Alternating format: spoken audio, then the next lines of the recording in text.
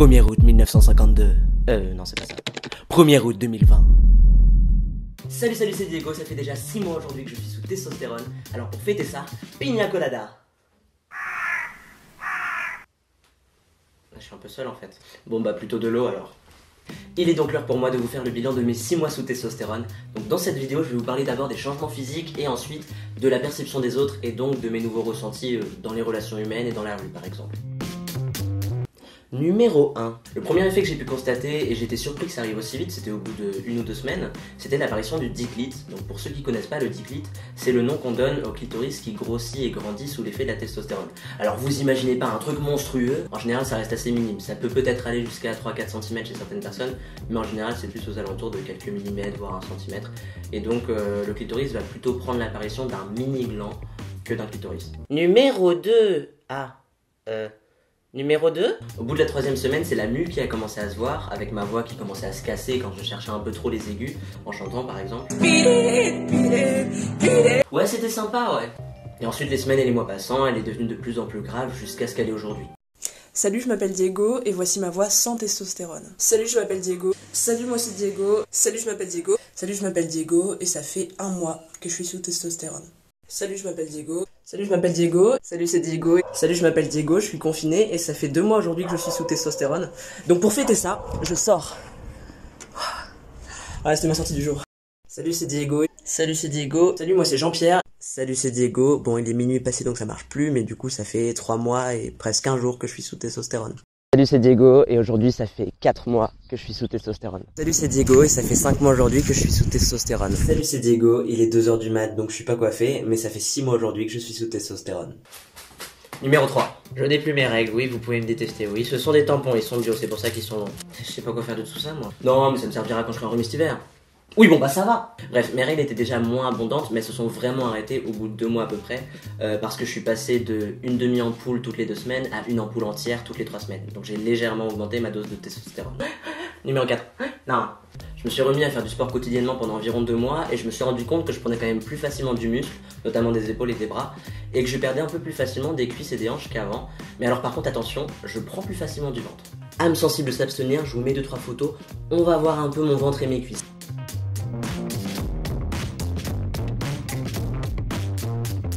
Oh mais non.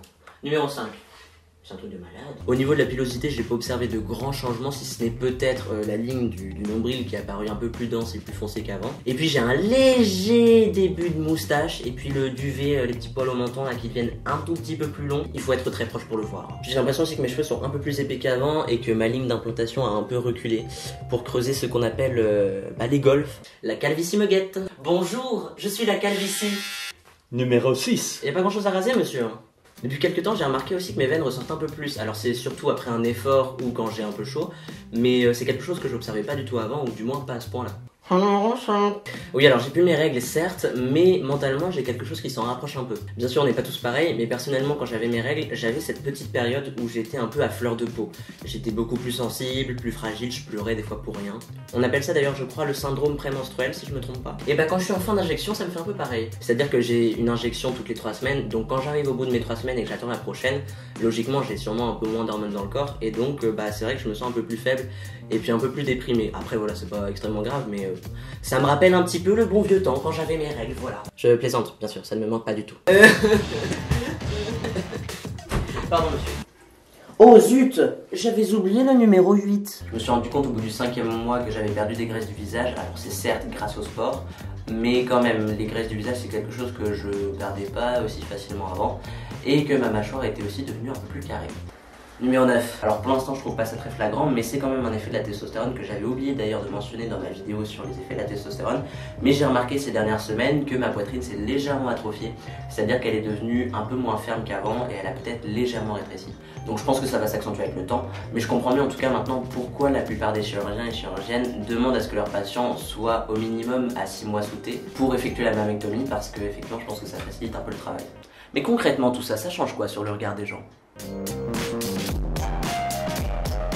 Ce qui est assez étrange pour moi, c'est que j'ai commencé les hormones à peu près 1 mois avant le confinement, et donc en fait j'ai vraiment changé pendant le confinement. Si vous regardez cette vidéo en 2050 et que vous n'avez pas connu le confinement, voici une reconstitution rapide de cet événement mondial.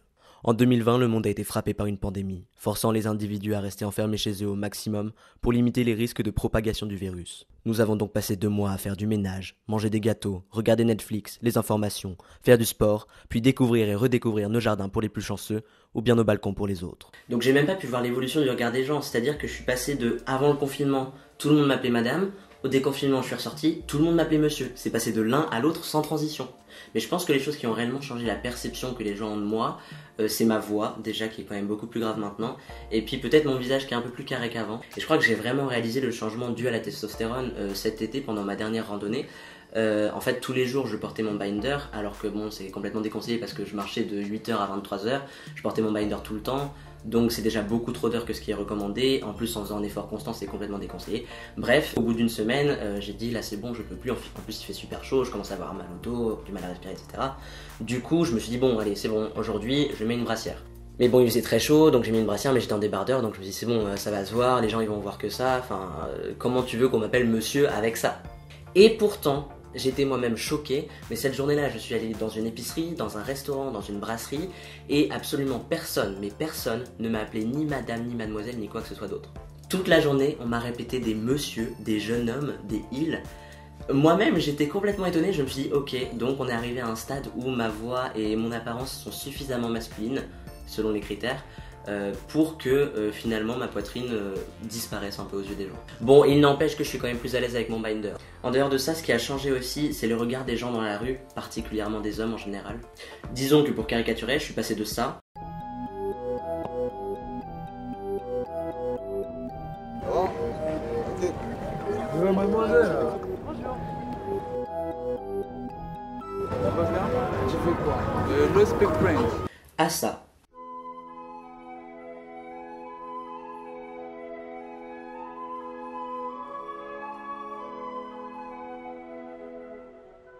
Après des années à me sentir comme une proie quand je me promenais dans la rue, je me sens maintenant plus en sécurité et c'est quand même plus confortable. Mais c'est aussi très révoltant de voir à quel point le décalage est énorme entre la vie d'une femme et d'un homme qui se promène dans la rue. Évidemment, je ne dis pas que tous les hommes sont des gros lourds, etc. bien sûr. Mais malheureusement, vu qu'il y en a des lourds, qu'il y en a des insistants, qu'il y en a des menaçants, qu'il y en a des dangereux, et qu'en général c'est pas écrit sur leur front, et bien quand on est une femme ou qu'on est perçu comme tel, on est un peu obligé de se méfier de tous les hommes qu'on ne connaît pas. Du coup, pour pallier à ça, je peux vous proposer de fabriquer des armes à partir de tampons pour vous défendre dans la rue. Bien sûr, je plaisante, hein, c'est pas en fabriquant des fausses armes avec des tampons qu'on va arranger ce phénomène de société, mais peut-être plutôt en éduquant les hommes sur ce sujet. Sur cette note extrêmement joyeuse, eh bien je vous souhaite une bonne fin de journée, une bonne soirée, une bonne nuit ou que sais-je. Profitez bien de la vie parce que la vie est belle. À la prochaine!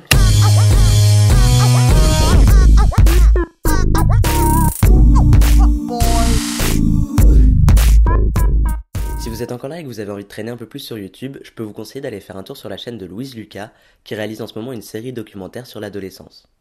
Elle réalise donc des interviews de différentes personnes pour aborder divers sujets, et j'ai eu la chance d'y participer. Je vous mets le lien dans la description.